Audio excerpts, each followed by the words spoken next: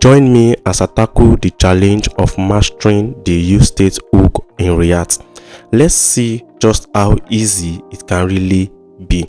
But wait, before we get into the practical guide, ask yourself this question: what is React UseState? The UseState is a React hook that lets you add and manage states in a functional component. We use it when we want to store and update value like user input or dynamic content that affect how component is being displayed. Get it? When it comes to managing states within functional components in React, the UseState hook is an absolute game changer. It is one of the most powerful and widely used React hooks, and once you master it, you'll be amazed at how much efficient and enjoyable your coding experience becomes. Let's get started.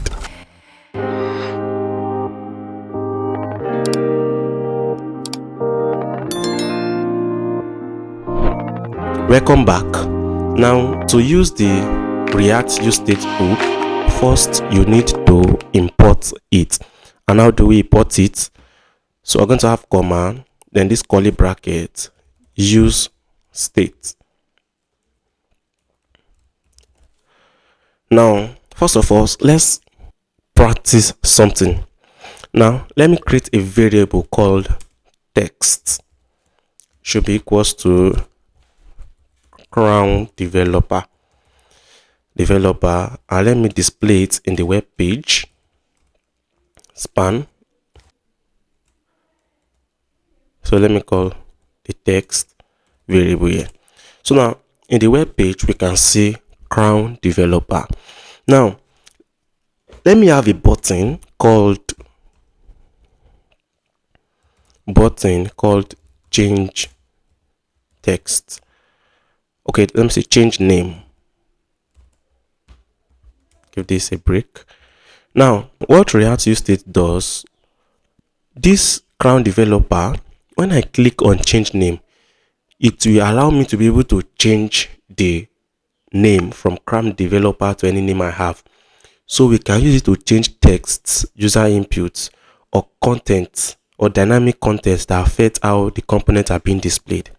Now I cannot just change the name directly like this. In React, I have to use the UseState hook. Now to do that, I'm going to define my UseState by saying const. Then inside this square bracket, I'm going to have two variables. Now the first variable will be holding the current value, that is in this context the name crown developer, while the second variable we hold the value that will be updated to.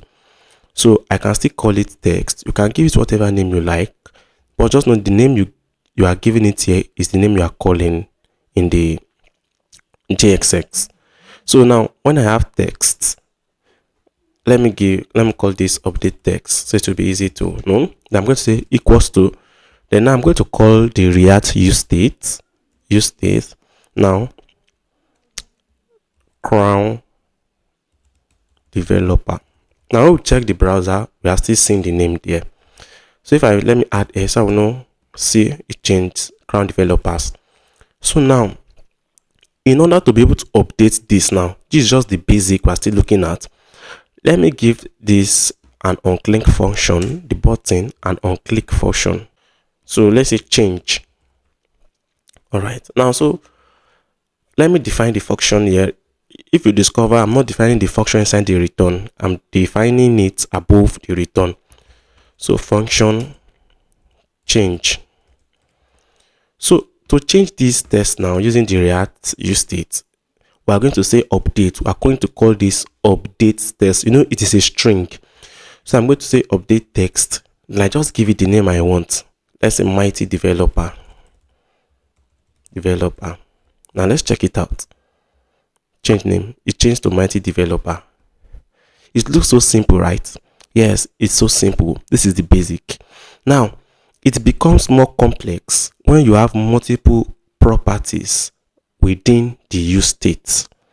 But before we check that, What of if this use state is not a string, if it is an integer or a number, let's say 0? The approach we are going to take to update this will be different. Now let's check if we are going to see this 0. So we are seeing 0. Now to update this in using the update text, the approach is going to be different. First, we are going to have a value that will check the current state. So let's say the value is pre. Now I want to increase it by 1.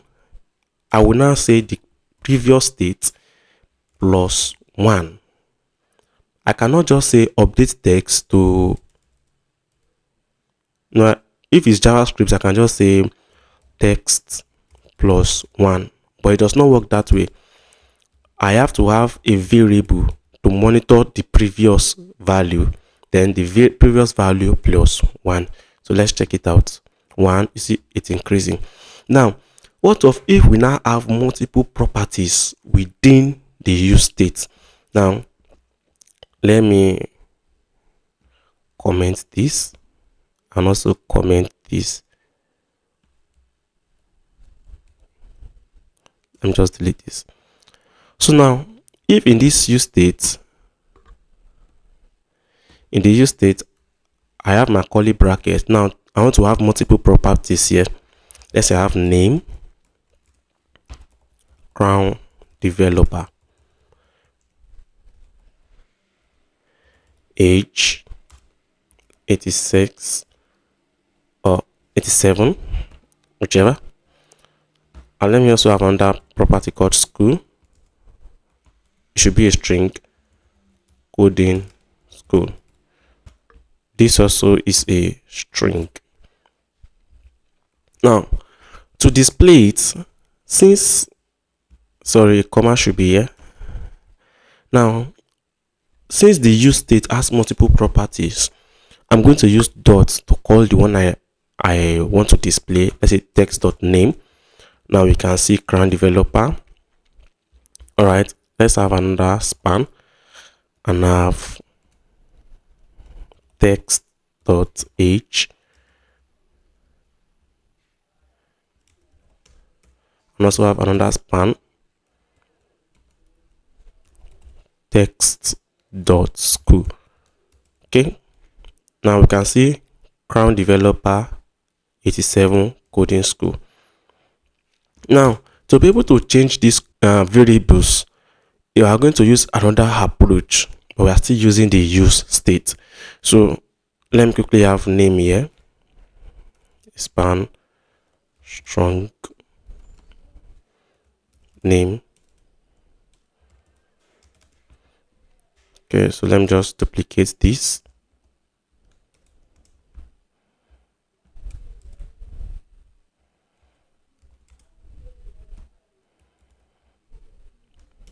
This is school,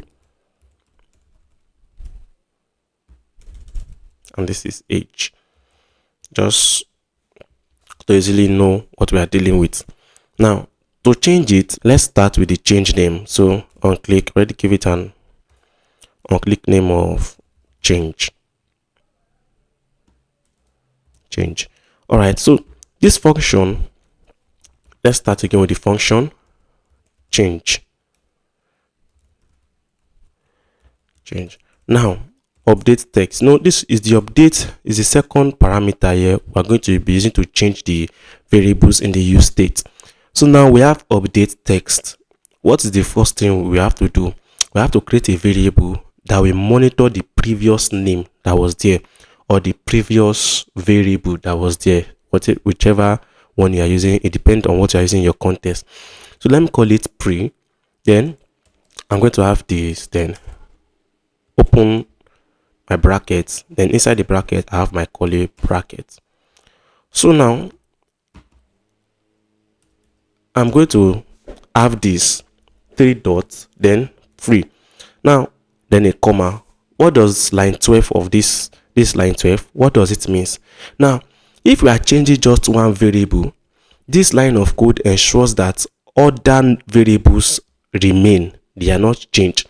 So now to update the crown developer, that is to update the name, I can just come here and say name mighty developer. Mighty developer. So let's check it out. Let me refresh and click on change name. Okay, it should be a string. Should be a string. So when I click on change name, it's changed to mighty developer, and the age and school still remains there. But if this pre is not there, if it is not there, once I click on change name, other variables are going to disappear. So this pre ensures that other variables remain while changing the name to mighty developer, while the pre inside this update text checks for the previous value that was in the variable we want to change. So I want to be able to change from mighty developer to crown developer. So now to do this, I'm going to now use my pre. So I'm going to say, I'm going to use the ternary if statement. So I'm going to say pre.name. Now if it is equals to crown developer, now, and it is true, this question mark means if this statement here is true, now name should be equals to mighty developer. Now this semicolon here now means else. That means if it is not true, that means if it's not equals to crown developer, name should be equals to crown developer. So let's check it out. When I click on change name, it changed to crown developer. When I click it back, it changed to mighty developer. So it's toggling between mighty developer and crown developer. Let me explain the code again. Now this pre.name checks the previous name that is there. So we said if it's equals to crown developer, this question mark means if this statement is true, then name should be equals to mighty developer. Now else, this is our else here. We're using a ternary operator. It should be equals to crown developer. Now, if we want to change the age, now we can have another button to change the age. Let's say button change age. Now we can change the age when we click on the text. Also, we can just say age. Let's say age should be equals to 67. There should be a comma here, then a comma. So when we click on, let's refresh. When I click on it, crown developer, it changed to 67. But now if I want to increase it by 1, what I'm going to do, I'm going to say pre.age. Remember, this pre checks the previous value that is there. That's why it is inside this box. So I'm going to say pre.age plus 1. So let's refresh and check. 88, 89, 90, 91, and you see the name is changing, but I want it to be when I click on change age that is going to change. So I can just copy this code out, then create a function called change age. Then sorry, it should not be inside this function, it should be outside it. Function change age. So now I'm going to use the update text. Remember, to update our use test, the second variable is what we are going to be using. So we are going to have update, then this pre checks the previous value, then we are going to have this, then our normal brackets, then inside it we have our curly brackets. So 1, 2, 3. This ensures that the remaining variable do not change while updating the variable we want to change. So now I'm going to say age. Now age should be equals to what? Let's paste the code here. Pre.age plus 1. So let's give this an on-click function. An on-click function of change age. So let's try it out. Change age. You see, it increases. Remember, the original value is 87. Let's check it. The original value is 87. But due to this pre there, that is checking the previous value. So it just continue from 90, I think 93 or 90, whatever previous value it was there, you just continue without minding that it was 87 that was there. If it were to be JavaScript, it's just going to say 87 plus 1 when we refresh 87 plus 1, but it checks the previous value. That's why this pre is there. So let's refresh. We can change the name, toggle between crown developer, mighty developer. We can change age while increasing it by 1. All right. So now we want to also be able to change the school. Very simple. Also, we can just have our function. Let's call it change school. Now we're going to have this as school. Then we are going to have text school. We can just say text school, create our string text school. So let's have our button again. Our button and on click function. On click function of change school. Change school. So let's have it here. Change school. So when I click on change school, it changes to text school. But now to be able to change between coding school and text school. So now I'm going to say if pre.school is equals to coding school. That was this school that is there. Coding school. Now if it is true, you should change it to tech school. Else, we're going to have coding school. This is a ternary operator. So let's change this to text school, then coding school. So let's refresh. When I click on change, see change to text school, coding school. All right, now, but we can combine everything if you so wish into one button. So that means we now have a separate button for change school or this. So let's just cut them out, and let's comment this. So we change name. I'm going to say age, then pre.age plus 1. Then for the school, we're going to have this line of code. There's going to be a comma after each and everything. So if it is equals to coding school,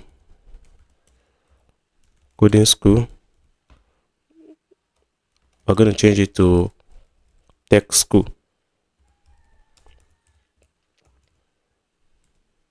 Else, we're going to have coding school. Now let's just call this change variables. Let's refresh and click on change variables. So 88. Let's check something wrong with our coding school. So if pre.name is equals to coding school, it's true, we change to test school. Else we change it to so also pre.school. So let's refresh and check it out.